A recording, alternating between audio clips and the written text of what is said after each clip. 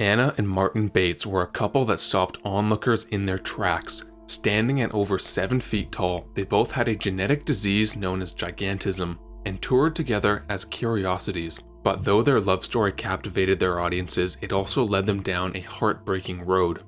Anna Haining Bates was born August 6, 1846 in Nova Scotia. Her parents were Anne Graham and Alexander Swan, who were both immigrants from Scotland. Anna was part of a very large family, as she was the third of 13 children, all of whom were average sized. But of course, Anna was not one to blend in with the rest. While some sources say Anna may have been an average-sized baby herself, others suggest she weighed 13 pounds right from the very start. By the age of 4 years old, most agree that she was over 4 feet tall and weighed more than 90 pounds. And by the time she reached the age of 15, she was 7 feet tall.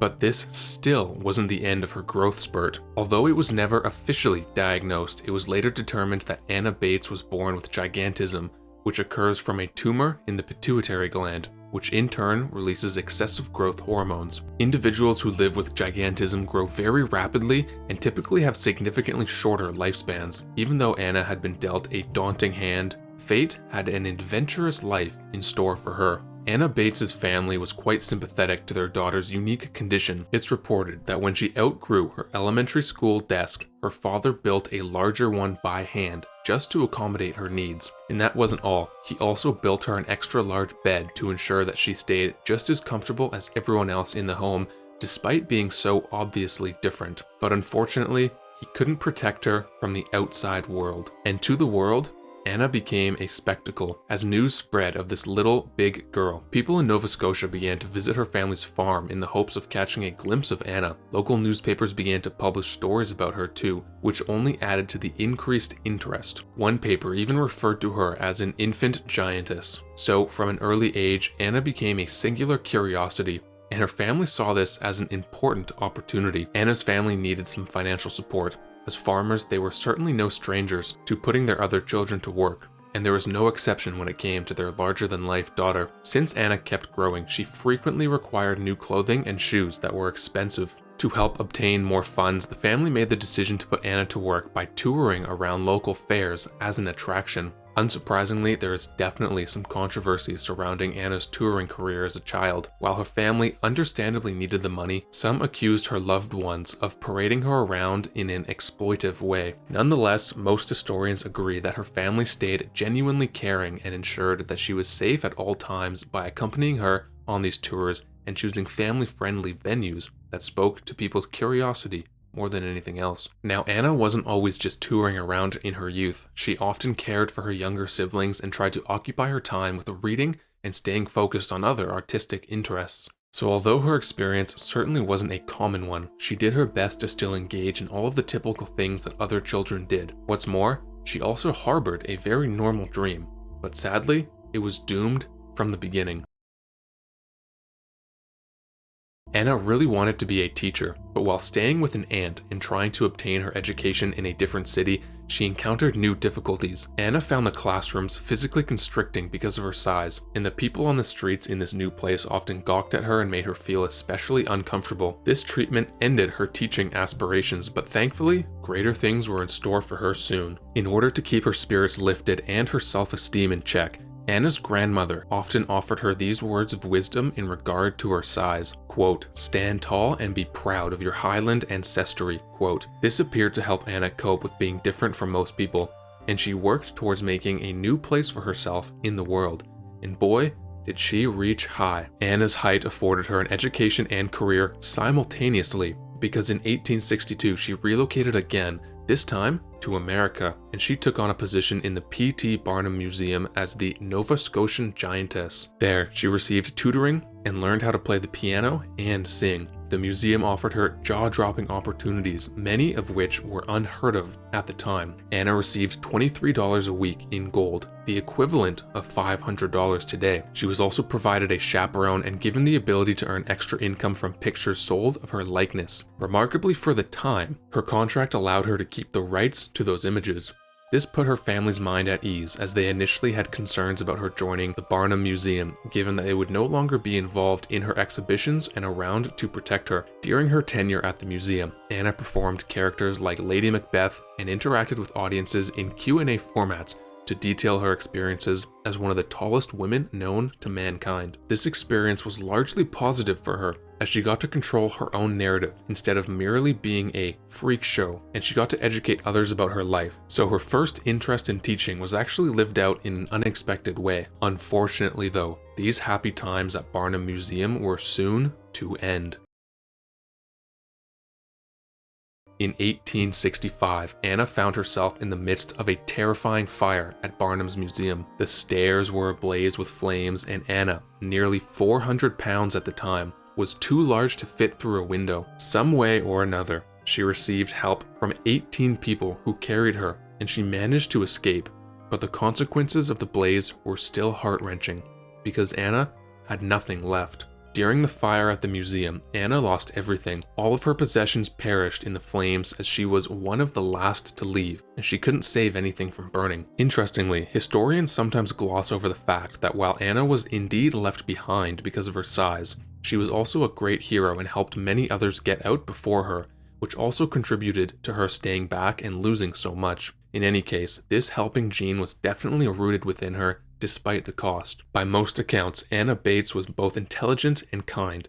As she met people on tour who were also different somehow physically, she became fast friends and formed bonds with them very deeply. In fact, her magnetic personality allowed her to become friends with one of the most famous royals at the time. Anna became no stranger to traveling around the globe on account of her size. She made rounds all over Europe and the United States, only visiting her Nova Scotian birthplace on occasion. In 1863, she even befriended Queen Victoria while touring as an attraction in Europe, and the two became very unlikely friends. Despite looking different than your average woman, Anna attracted many suitors.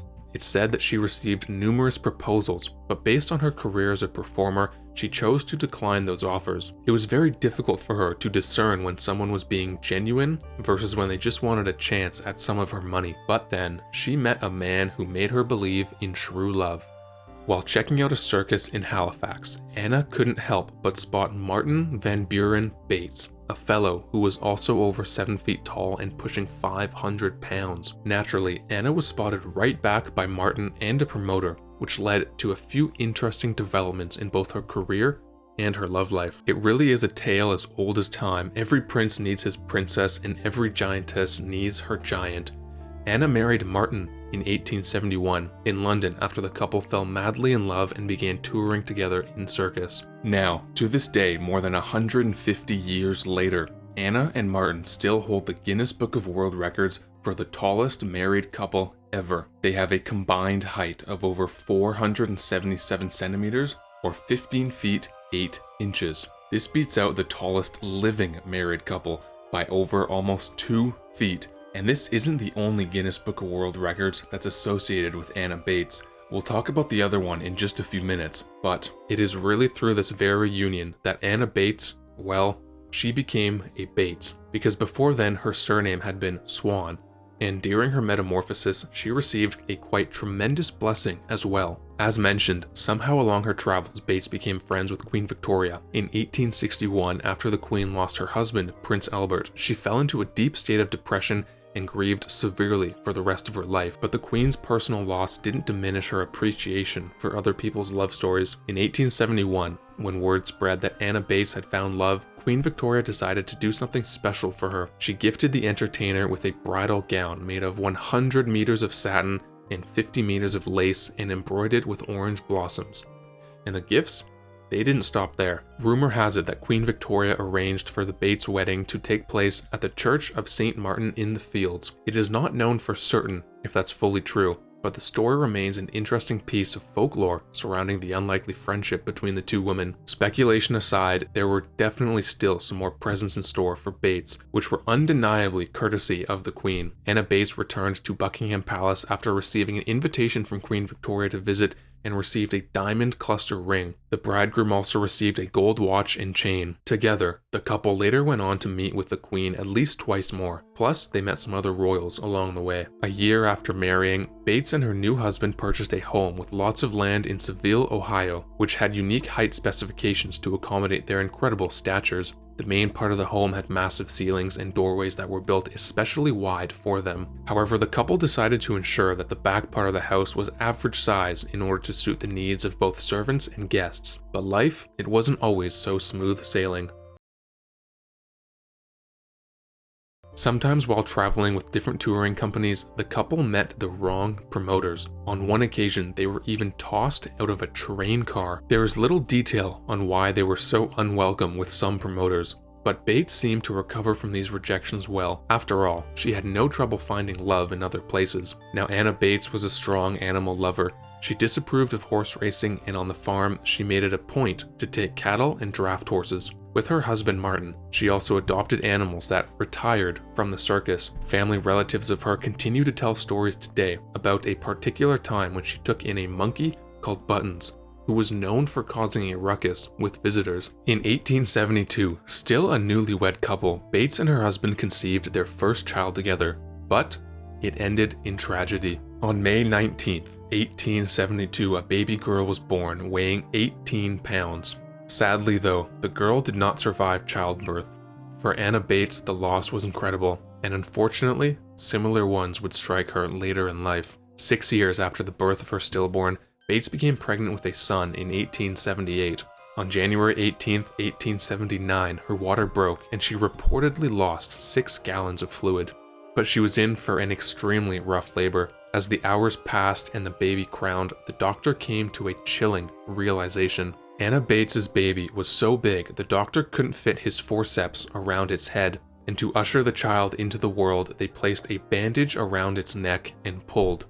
He was a whopping 23 pounds, and Martin later wrote, "He looked at birth like an ordinary child of 6 months." Now, this baby boy was reportedly 30 inches in length or 75 centimeters. For context, although Anna's reported height varies, estimates say she was 7 foot 11 inches tall or 241 centimeters, while her husband Martin stood at 7 foot 9 inches tall or 236 centimeters. But tragically, this was another doomed birth. Motherhood eluded Anna Bates in a brutal way. Just 11 hours after the event, her baby boy passed. Posthumously, he received a Guinness World Record for being the largest newborn ever noted. This second loss Bates experienced devastated her yet again, and the consequences took an incredible toll on her. Having lost 2 children, Bates fell into a deep depression. She no longer wanted to be on tour and withdrew socially to cope with her pain. In many ways, this was the beginning of the end. Although she attempted re-touring with the circus again a bit later on, she ultimately withdrew once again. After re-touring with the circus, Bates and her husband decided to live a quieter existence in the late 1870s. In fact, by spring 1880, Bates mostly spent her time solely on the farm that she owned with Martin, and they also became heavily involved with the Baptist church, where they attended services and regularly read the Bible. Their church actually had special seats installed so the couple would be comfortable while attending. In fact, Anna even began to teach Sunday school at the Baptist church, so her youthful dream of becoming a teacher was ultimately fulfilled in an amazing way. In 1888, after having struggled with tuberculosis and thyroid issues, Anna suffered from heart failure during her sleep. This happened just one day before her 42nd birthday, so she sadly never woke up to see the marking of another year. After her passing, Bates's husband Martin erected a monument on her grave to honor her. A year later, he remarried and moved out of their Ohio home so that his average-sized second wife could be more comfortable. However, when Martin passed on himself, he was buried next to Anna Bates and his baby boy. To this day, Seville, Ohio continues to remember Bates and her husband. In town, there is an exhibit dedicated to the couple with artifacts about their life. There is also a museum in Halifax dedicated specifically to the giantess, and some descendants of her relatives are still involved in curating and guiding tours for visitors. Now, a little interesting backstory. Throughout her life, Bates was often presented and promoted as being more than 8 feet tall. In all actuality, she stopped growing before getting quite that large. but she certainly came close, although reports of her actual height do vary. However, to further sensationalize the attraction at shows, the exaggeration of her height often became necessary and lingered in newspapers despite the inaccuracy. Records obtained from the British Library show posters from the day when Bates was touring. She was advertised as the largest woman in the world and received top billing over Chang and Eng, the original Siamese twins, who were massive stars in London at the time. Bates' placement above them as headliners continues to serve as a reminder that she attracted crowds as large as she was. Now let us know what part of the Bates story is most interesting to you, and if you like entertaining historical content like this, make sure to subscribe to the Factinate YouTube channel.